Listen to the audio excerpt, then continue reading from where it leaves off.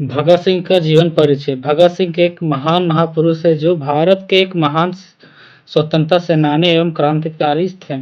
उन्होंने पूरे देश में अंग्रेजों के खिलाफ में चंद्रशेखर आजाद व पार्टी के अन्य साथियों के साथ मिलकर इन्होंने भारत के स्वतंत्रता के अभूतपूर्व साहस के साथ शक्तिशाली ब्रिटिश का मुकाबला किया। भगत सिंह का जन्म 18 सितंबर 1907 ईस्वी में बंगा में हुआ था। इनका पैतृक गांव खटकड़ कला में है जो पंजाब में है। भगत सिंह की मृत्यु 23 वर्ष की आयु में हुई जब उन्हें ब्रिटिश सरकार ने फांसी चढ़ा दिया। 31 मार्च 1931 ईस्वी पूरे भारत देश के लिए काला दिन है। भारत ने एक हीरा को खो दिया। उनके पिता का नाम सरदार किशन सिंह है और माता का नाम विद्यावती कौर है। इनके पिताजी एक किसान होते हैं। इनके जन्म के वक्त में सरदार किशन सिंह और उनके चाचा अजीत सिंह और स्वर्ण सिंह जेल में थे। भगत सिंह के लिए यह महत्वपूर्ण रहा। 13 अप्रैल 1919 में जलियांवाला बाग हत्याकांड उनके जीवन में बहुत ज्यादा गहरा प्रकाश डाला। उन्होंने अपनी शिक्षा लाहौर के नेशनल कॉलेज की पढ़ाई छोड़कर भारत की आज़ादी के लिए नौजवान भारत सभा की स्थापना की।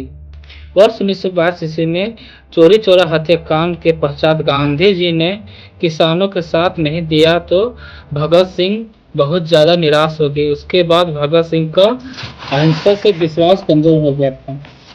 उसके बाद उन्होंने चंद्रशेखर आजाद का दामन थामा। कोकोरी कांड में राम प्रसाद बिस्मिल के साथ 4 क्रांतिकारी को फांसी दिया गया और 13 अन्य साथियों को जेल हो गई। इस तरह की घटना से भगत सिंह को बहुत ज्यादा अफसोस हुआ। चंद्रशेखर आजाद के साथ हिंदुस्तान रिपब्लिक एसोसिएशन पार्टी से जुड़ गए। इस संगठन का मुख्य रूप से उद्देश्य सेवा, त्याग और पीड़ा झेल सकने वाले नौजवान की सेना तैयार करना। भगत सिंह 2 वर्ष जेल में रहे। उस दरमियान वो अपने लेख लिखकर अपने क्रांतिकारी विचार को मजबूत रूप देने का प्रयास किया। वो जेल में रहकर भी अपनी पढ़ाई जारी रखते हैं। उन्होंने जेल में एक लेख लिखा था जिसका शीर्षक मैं नास्तिक क्यों हूँ। भगत सिंह ने अपने साथियों के साथ मिलकर पूरे 34 दिनों तक भूख हड़ताल किए।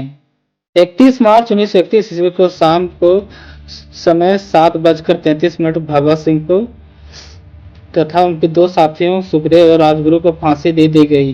भगत सिंह के द्वारा महत्वपूर्ण नारा इंकलाब जिंदाबाद। भगत सिंह के सिर्फ शब्द नहीं थे, भारत के स्वतंत्र संग्राम में अपना अटूट प्रतिबद्धता की शक्तिशाली रहे।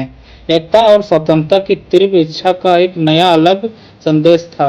भारत में एक नायक और शहीद के रूप में हमेशा याद किया जाता है और उनकी विरासत नया स्वतंत्रता और समानता के लिए उनकी लड़ाई भी भारतीयों की पीढ़ियों को आज भी प्रेरित करती है।